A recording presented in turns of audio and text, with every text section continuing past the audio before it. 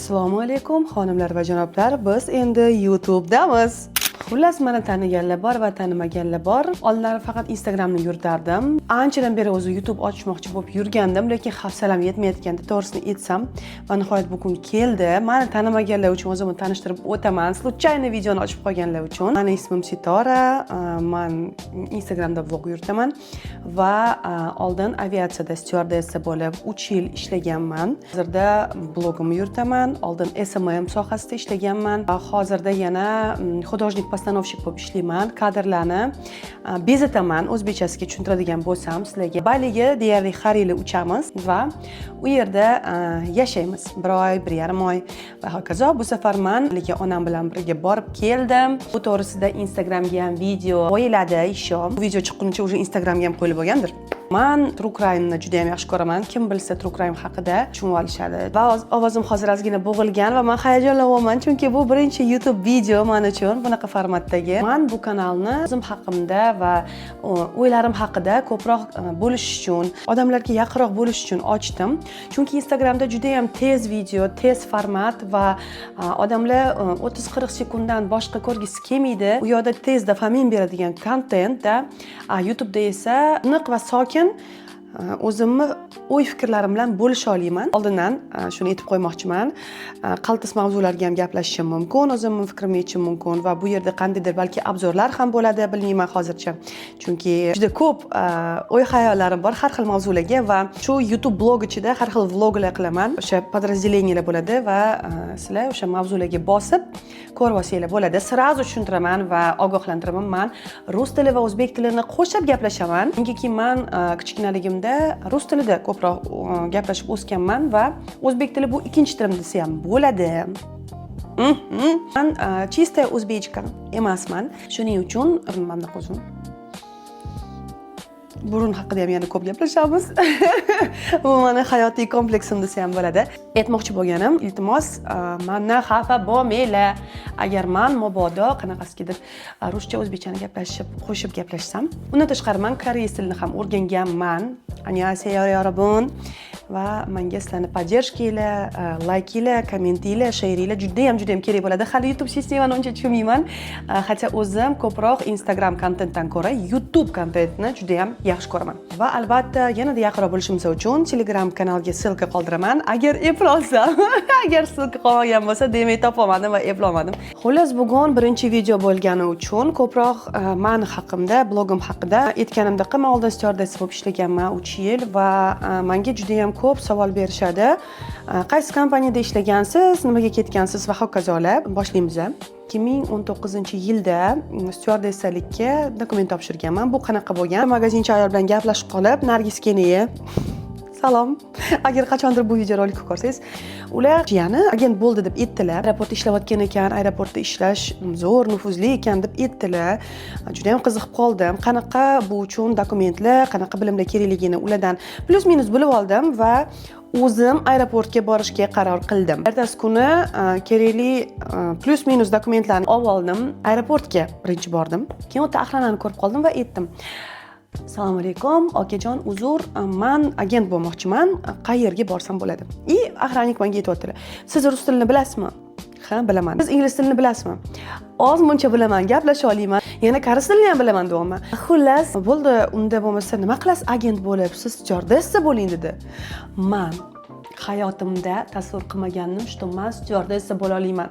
Hamma qizlarga o'xshab balki orzu qilgandirman bolaligimda, yoshligimda, to'g'risini aytsam esimda yo'q, lekin umuman hayolimga keltirmaganman. Men qanaqadir oddiy prodavets, konsultant, sotuvchi Belstor magazinida stewardessa bo'la olaman, dunyo kezaman, samolyotlarda ishlayman deb o'ylamagandim. Gap eshitgandan keyin albatta bo'lish xohlayman deyapman-da. Ular aytibdilar, mana men bitga o'tasiz, lyotniy kompleks bor.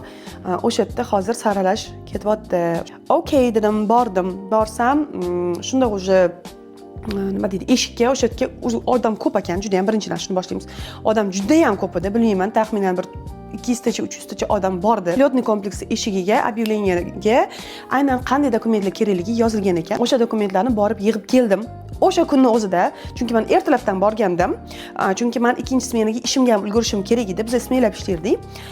Va borib hamma kerakli narsalarni olib keldim va dokumentlarimni topshirib yubordim. Ular meni keyin telefon qilib ikkinchi bosqichga chaqirishdi. Bu yerda meni bo'yimni va vesimni o'lchashdi. Hamma parametrlar bo'yicha to'g'ri kelganimdan keyin ular meni keyingi bosqichga chaqirishdi. Va men kelganimda ular mendan geografiya bo'yicha savollar berib, geografiya bo'yicha so'rashdi. Misol uchun, O'zbekistonga yaqin davlatlar, qo'shni davlatlar qanaqa va hokazo. Va keyin ingliz tiliga o'tishdi va ingliz tiliga o'tishganda men normalniy javob bera olmadim. Chunki все-таки уровень pre-intermediate bo'lgani bilan speaking просто 0 darajada edi. Men hech narsa gapira olmadim. That's why o'tolmadim отборdan birinchi martasiga. Faqat qizlar edi u отборda. Где-то 27 ta или что-то в этом роде qizlarni olishgan. Va men shokdaman. Shuncha qiz kelganda bir 500 tacha qiz topshirgandik va atiga 27 tasi o'tgan. Va men tushunganman qanaqa darajada o'ta konkurensiya katta va hamma pich qiladi Uz Airways. Ular faqat tanish bilish bo'yicha oladi. Ko'chadan odam olishmaydi, kirolmaysan, u yoq bu yoq deyishganda. O'sha joyda o'zimga o'zim aytganman, san Sidor aniq styuardessa bo'lasan. Keyingi adborda san точный o'tasan deganman. Shu bilan srazu repetitorga qatnashishni boshlaganman. 1,5 oymi, или где-то shunaqa, или 2 oymi qatnaganman, chunki hali ikkinchi saralash bo'lmayotganda, shu bo'lgunicha qatnaganman va постоянно hamma bilan aloqada edim. O'sha aeroportdagilar bilan kontaktlarni olgandim. Bir ikkita ishlaydiganlardan, qizlardanda, просто bort kuzatuvchi bo'layotganlardan, bo'lajak qizlardan, вот. Ulardan ma'lumotlarni so'rashtirib yurardim va gruppa ochib olgandim. Gruppaga ko'pchilik o'tgan o'tmagan qizlarni qo'shib qo'yganman. Biz o'tda gaplashib yurardik, xullas kalom, hammamiz tayyorlanib yurardik. Va o'tgan qizlardan men so'radim, sizga qanaqa savol berishdi, sizga qanaqa savol berishdi va shu savollarga tayyorlanib yurardim. Ikkinchi marta saralashni уже bizga e'lon qilishdi. Yana dokumentlarimni topshirdim, lekin bu safar umuman boshqacha tayyorlandim. Bu safar sochlarimni qari qilib kesib tashladim. Такой облегающий ko'ylak kiyib olgandim. Bilmayman nimaga unaqa ko'ylak kiyganman. Birinchi martada hammadan tufli olib turganman, kiyim olib turganman va hokazo pulim 0 bo'lgan, короче, 0, просто 0 без палочки. Xullas shuni kiyib olgandim, bitimga sharfik o'rab olgandim, xuddi styuardessalardek o'zimni tasavvur qilganim to'g'risini aytsam. Keldim, juda ham uверен edim, makiyajimni tako chotki qilib olgandim, ukladkalarni qildirib borgandim va kirishim bilan jurilar bilan kullab, gaplashib, o'zimizni o'rtatib tako chotki gaplashib o'tib ketgandim va ingliz tilidan menga bu safar juda ham oson savollar tushdi. Men hamma savollarga javob bergandan keyin kulib turganman, pasayam tirjayib turganman. Nimagadir javobi bilmasam ham tirjayib turganman. Bo'ldi, hop chiqib keling deyishgan. Men juda ham taka volnovatsiya qilib kutganman, lekin to'g'risini aytaman, ichimda bilganman что o'tdim. Men даже o'shdagi qizlarga aytganman, menimcha men o'tdim, men sezib olman deganman. Shunda men o'tib ketganman. Ertasi kuni o'sha spisk chiqqan. Adashmasam, men ishxonadan ruxsat so'rab borgandim o'shanda. Уже слишком ko'p ruxsat so'ragandim, уже yoqmayotgandim ishxonamdagilarga. Ishxonamdagilar ham o'zi yoqmayotganda, o'tda ham bitta situations bo'lgan, keyin aytib beraman uni ham. Shunda qarasamki, meni ism familiyalarim уже esimda yo'q, nechinchi o'rinda, lekin 16 или 19 shunaqa o'rinda turibdi. Va e'tiboringlar uchun o'sha paytda juda ham ko'pchilik odam topshirgandi, chunki o'g'il bolalarga ham, qizlarga ham saralash bo'lgandi va o'g'il bolalarga ancha yillardan beri saralash bo'lmayotgan ekan, shuning uchun juda ham ko'p bolalar topshirgan bo'lgan va bizga bu дополнительный konkurensiya bo'lgan, chunki qizlar ham juda ham ko'p topshirgan, bola ham. Va bilsanglar, agar modelga o'xshagan chiroyli qizlar, bo'ylari baland, qomatlari takoyina, ingliz tilini suvda ichib o'rgan qizlar ham borgan, lekin ular o'ta olmagan, ammo o'ta olganman. Iman просто shok bo'lganman. Qilib o'tdim. Axir hamma tanish bilish bo'yicha o'tasan. Va hokazo deyishgan, lekin men ichimda uверенный bo'lganman, что o'taman, tushunasizlarmi? Uверенный bo'lganman va o'tib keta olganman. Shu bilan o'qishim boshlanib ketgan. Men o'qish o'tib ketganman uspешно. Конечно, stressiy bo'lgan, juda ham ko'p stressiy momentlar bo'lgan va uchishni boshlaganman, styuardessa bo'lib ketganman. Umuman olganda bu kasb ham og'ir kasb ekan. U paytda уже bilardim hayot qiyinchiliklarini, ish qiyinligini, pul topish qiyinligini va hech kim senga просто tak opog'oyim keldi, boshingni silab pul bermasligini bilardim. Lekin bu darajada qiyin ish bo'ladi deb o'ylamadim. Boshda menga juda ham oson bo'ldi. Boshda men prям reysdan reysga qatga qo'ysa hop deb uchib yurardim. Keyin pandemiya boshlandi. Aytgancha, endi uchishni boshlaganimga где-то yarim yilmi bo'lganida, meni birinchi marta наконец-то Londonga qo'yganida, men yalinib, yolvorib, o'tinib so'ragan Londonimga qo'yishganida, esimda bor, 16-martada adashmasam, reysimlarni admin qilib, hamma reyslarni yopib tashlab, hamma aviasopsheniylarni umuman olganda yopib tashlab, O'zbekistonni yopib tashlab, bizni uyga qamab qo'yishgandi va aytishgan, ozgina chidab turinglar, ozgina отпуск olinglar, там qanaqadir трудовой, за свой счет va hokazo отпускlar berishgandi. Ozgina chidab turinglar, hammasi yaxshi bo'ladi. Skoro chiqasizlar uchishga. Shu bilan men uyda adashmasam yarim yilcha o'tirdim. Hammaga o'xshab, конечно же, reyslar bo'lmadi. Men o'lib qolardim, chunki endi ishga chiqqan, endi ko'nikkan va birinchi Londonimni olgan paytimda, tipo London. Men o'sha Londonga takib bormadim, bu to'g'ri bilasizlarmi? И типа what the fuck? Karantin paytida уже sal-pal bo'shashib boshlayotgan paytda meni ishga chaqirishdi va o'sha karantin tugashiga уже normal uchayotgan paytimizda juda ham yomon kasal bo'lib qoldim. Shunga qaramasdan odam juda ham kam edi uchishga, ko'pchilik kasal bo'lib yotuvdi. Hali endi mana shu hamma narsalar ochilib ketib, endi reyslar ko'payib, prям ketayotgan payt edi. Endi nima deydi, налаживаться qilayotgan payt edi, lekin estafetalar yo'q edi. Estafeta degani bu borib qoladigan reys. То есть, misol uchun Toshkentdan Londonga uchib boramiz va Londonda tam 1-2 kun qolamiz, 3 kun qolamizda. Bu estafetniy reys, и разворотный reys bor edi, borib qaytib kelish sразу. Xullas kalom, estafetniy reyslar yo'q edi. Men vastamdan borib qaytib kelardim, juda ham charchadim, yana kasal edim, shunda ham baribir uchardim. Juda ham qiyin paytlarda aviakompaniya uchun ham qiyin edi. То есть, men tayyormasdim bunaqa reyslarga. Quloqlarim og'riydi постоянно. И типа shu narsalar battar bo'lishni boshladi. To'g'ri, men bort kuzatuvchi bo'lmoqchi bo'lgan paytimda medkomissiya o'tganman va hamma narsa yaxshi chiqqanman deb, o'shaning uchun bo'lganman stюардессада.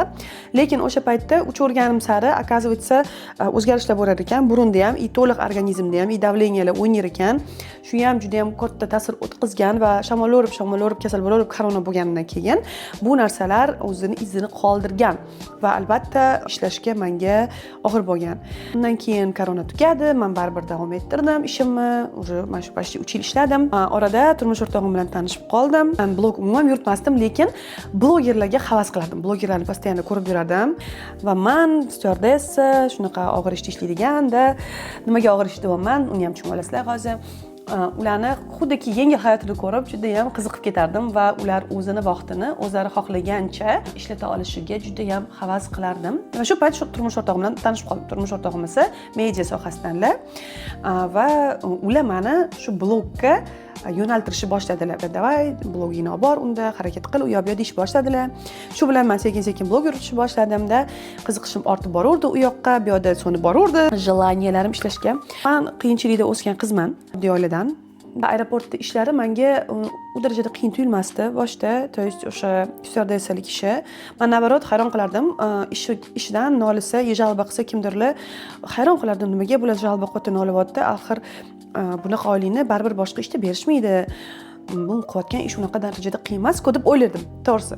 Chunki men ofisant bo'lib ishlaganman-da, sotuvchi bo'lib ishlaganman, nyanya bo'lib ishlaganman, домработница bo'lib ishlaganman va hokazo. Lekin keyin уже vaqt o'tgan sari tushundim ish qiyinligini va o'sha sog'lig'im yomonlashib boraverdi, borgan sari. Получается, 3-yil ketayotganda men уже 2,5 yildan keyin где-то уже bo'shashni o'ylashni boshladim. Уже turmush o'rtog'im bilan tanishib bo'lgan paytimda bo'shashni o'ylashni boshladim. Juda ham bo'shashni xohladim ishdan, lekin qayerga ketishni bilmasdim. U paytda yana universitetda o'qirdim. Keyin o'sha jurnalistika meni qiziqtirib qo'ydi, blog qiziqtirib qo'ydi va ko'proq shu sohaga ketish harakat qilyotgandim. Va o'sha paytda turmush o'rtog'im meni поддержка qildilar. Hatto u paytda turmush o'rtoq emasdik hali, to есть hali turmush qurmagandik. Но все равно meni juda ham поддержка qilardilar va men senga yordam beraman nima bo'lganda ham ishdan ket dedilar, короче. Men juda ham ikkilangandim, chunki men qatdan bunaqa oylik topaman, bunaqa stabil ish topaman, dunyo kezaman, qanaqa qilib dirdim. Lekin shu darajada qiyin bo'lib ketdiki, reysdan reysga uchish, men hattoki bir payt umuman ko'chaga chiqishga ham kuchim qolmasdi va men даже uydagilarni ko'rmasdim, onamni ko'rmasdim почти va hech kimni, do'stlarimni, yaqinlarimni ham ko'rmasdim. O'sha paytda turmush o'rtog'im yigitim bo'lganda ularni ham ko'ra olmasdim. Ko'chaga chiqmam kelmasdi, aylanganim kelmasdi, negaki постоянно holsiz edim. Menda уже xronический charchoq bor edi, недосыпание, ya'ni uyquga to'ymaslik. Men har qayerda uxlab qolaverardim. Qayerga borsam ham, bunaqasiga просто без разницы edi. Faqat xohishim bitta bo'lardi, bu uxlab olish. Всё. Sekin shu holatim yomonlashyapti, quloqlarim og'riyapti, shamollab ham uchyapman, chunki odam kam edi bizda, уже aviakompaniya juda ham rivojlanib ketayotgan paytiga to'g'ri kelib qoldik biza. Oldin chunki stabil bitta aviakompaniya edi-da, keyin уже ko'p aviakompaniyalar ochilishni boshladi-da, bort kuzatuvchilar o'tgan ketishni boshladi. Вот, keyin ko'proq stюардесса, bort kuzatuvchilar kerak bo'ldi, отбор boshlandi-da. Shuning uchun bizda juda ham ko'p ish edi, juda ham ko'p joyga uchardik va kasal bo'lsak ham uchardik. Ozgina misolcha shamollab qolsanglar, больничный ola olmasdinglar, to'g'risini aytsam. Uchishga majbur edim men. chunki ну как бы hali shamollamading unaqa darajada, lekin ozgina priznaklar bor. Lekin shu narsa ham juda ham quloqqa qattiq ta'sir qiladi bir xil odamlarga-da. Menga ham xuddi shunaqa ta'sir qilgan. Postoyanno og'riq sezardim quloqlarimda va bir kuni biz Vladivostokka uchdik. Odam yo'q edi, meni zamina qiladigan. Men aytdim, men shamollaganman, o'zimni yomon his qilyapman dedim. Yaqinda больничныйdan chiqqandim, lekin hali ham tuzalmagan ekanman. Вот. Birinchi kunimda больничныйdan chiqqan. Shunda ham baribir больничныйdan chiqqansan-ku, yo'q, uchasan deb turib olishdi. Odam yo'q, zaminaga deb turib olishdi. Hozir chaqirgunimizcha reys задержка bo'ladi. Men ham o'zimda mas'uliyat his qildim-da. O'sha paytda men haqimda o'ylashmagandi, to'g'risi. Brigada ham, brigadir ham hech kim haqida o'ylamagandi. Brigadir esimga tushganda ismi aytardim. Hozir ismi real ismi yo'q, qaris ayol edi. Uchasan deb turib oldi. Короче, o'sha ayol uchdigan, men sezmayman, shu quloqlarim o'rayapti, shu burnima oqyapti-da. И уже o'yladim, ну всё, menga Pasatkada Vladivostokda где-то 7 soat, 7,5 soat uchganmiz. И pasatkada sezmayman, shu kuchayyapti, og'riq kuchayyapti. И qanaqadir period уже shunaqa balandlik bor-da, men hozir bu narsani yaxshi bilaman, u paytda bilmasdim. Shu balandlikdan tushguncha quloq yopilaveradi-da. Va o'sha balandlikdan tushayotgan paytimizda, уже mana endi tushamiz degan paytda quloqim chidamagan va yorilib ketgan. Haligacha esimda bor. Juda ham qattiq og'riganimni qilib qolganman. Yig'lab baqirib yuborganman. Oldimga kelib olgan, nima bo'lyapti, nima bo'ldi deb gapirgan. Uchuvchimiz qo'rqqanidan dam olayotgan uchuvchi, qaytishga ishlash kerak bo'lgan uchuvchi yugurib kelgan oldimga. Bundoq qilib qo'limni qarasam, qon qo'limda. Quloqim eshitmayapti. Hech narsani. Bunisi eshityapti faqat, bunisi eshitmayapti. Yig'layapman va umuman hech kim bilan ishim yo'q, nimadir deyishyapti. Jimdan baqirma, yig'lama deyishyapti. Menga просто pofig edi o'sha paytda, to'g'risini aytsam. Bitta urib tiqib qo'ygim keladi hammani o'sha paytda. Brigadirga qarab yig'layapman. Brigadir menga bilasan nima qildi? Oh my god, this is fucking shit. Kelib quloqimga naftizin qo'ydi. Qalislarga. Mana shu quloqimga naftizin qo'ydi. Quloqim yorilgan bo'lgan pardasi. Naftizin umuman qo'ymanglar, bu mumkin emas. U noto'g'ri ish qilgan. Qaysi kallasi bilan bu ish qilgan bilmayman haligacha. Men juda ham qo'rqib ketganman. Va уже qaytayotganda ishlamagan brigada bo'lganmiz, dam olayotgan brigada. Men biznes klassda dam olib ketganman. Brigadir so'ravergan, hammasi joyidami yo'q-yo'q, hammasi joyida degan. Hamma mendan so'ravergan, nima bo'ldi, hammasi joyidami deb. Men уже gaplashib kelmagan, hech kim bilan umuman просто usib qolgim kelgan va xayolimda bitta narsa o'tgan. ishdan bo'shash kerak, ishdan bo'shash kerak, ishdan bo'shash kerak. Hech kim seni qadringga baribir bu yerda yetmaydi. Ishdan bo'shash kerak. O'zingni o'zing qadrla, setor jinnimisan, ishdan bo'shash kerak. Pul topiladi. Sayohat qilasan, ishdan bo'shash kerak degan xayol bo'lavergan. Qaytib uchib kelganimdan keyin men borib больничный olganman. O'zi больничный uncha berishkisi kelmagan ishda, chunki odam yetmagan bo'lgan aytganimdek va ular bilishmagan unaqa holatimni. Shundoq aytib berganman nima bo'layotganini. Qulog'im qonab mana shunaqa holat bo'lganini aytib berganman. Ular qo'rqib ketgan, даже ozgina, как будто бы. Va albatta bor больничныйga chiqib ket, xohlasang bir oygacha chiqib ket, to'lanadigan больничныйga. Ne переживай degan. No, men ahmoq bo'lganman o'sha paytda. O'zi aslida bu hamma lecheniyalarni aviakompaniya to'lash kerak bo'lgan ekan. Hozirda bu narsani bilaman. No, конечно же, aviakompaniyaga nisbatan hech qanaqa nima deydi, ariza hech narsa yozmaganman, hech narsa talab qilmaganman, chunki men u paytda laxushka bo'lganman, laxushka qiz. Hamma narsaga xo'p deydigan, ishdan ketishga qo'rqadigan, ishini yo'qotib qo'yishga, даже уже bo'shayman deb tursam ham, yaxshilik bilan bo'shab ketaman, qo'rqaman deb turganman. Da hozir bu haqda spokойно gapiryapman, chunki уже bu holatlardan 4 yil pashti o'tdi, 4-yil bo'ldi bo'shaganimga. Вот, и hozir hamma narsa o'zgarib ketgan, o'sha aviakompaniya ham, boshliqlar ham hamma narsa o'zgarib ketgan. Вот, no, shunaqa holat bo'lgan. И borgan sari oshqozonim ham og'rishib boshlagan, chunki reysda to'y yeysan, to'y yemaysan, ulgurasan, ulgurmaysan. Xullas kalom bo'shaganman. To'g'risini aytaman, birinchi 1 yil даже juda ham qiynaldim. Juda ham qiyin bo'ldi menga, chunki shu ritmga, shu ishga o'rganib qolgandim va o'zimni har xil sohalarda qidirishni boshladim va hattoki universitetimni tashladim. Tiklamoqchiman aytgancha universitetda. Lekin bu ham boshqa mavzu. SMM sohasida o'qidim, ishladim SMM sohasida. Blogimni yuritdim, yana har xil ishlar qilib ko'rdimda. O'zimga qiziq hobbilarimni ochdim va hayotimda birinchi marta hobbi nimaligini tushundim, chunki undan oldin hobbiga umuman vaqtim ham bo'lmasdi. Ko'p yangi qiziqarli narsalar ochdim, o'zim uchun qiziqishlar ochdim, yangi odamlar bilan tanishdim, o'zim ham o'zgardim, psixikam umuman o'zgardi. Xullas, bugungi rolikni menimcha shu bilan tugatsak bo'ladi. Nima bo'lganda ham o'z kasbimga, ishimga juda ham minnatdorman. Bu tajribaga, shu tajriba bo'lmaganda men hozirgidek inson bo'lmasdim. Videorolikni ko'rganinglar uchun rahmat, xonimlar va janoblar. Keyingi videoda ko'rishguncha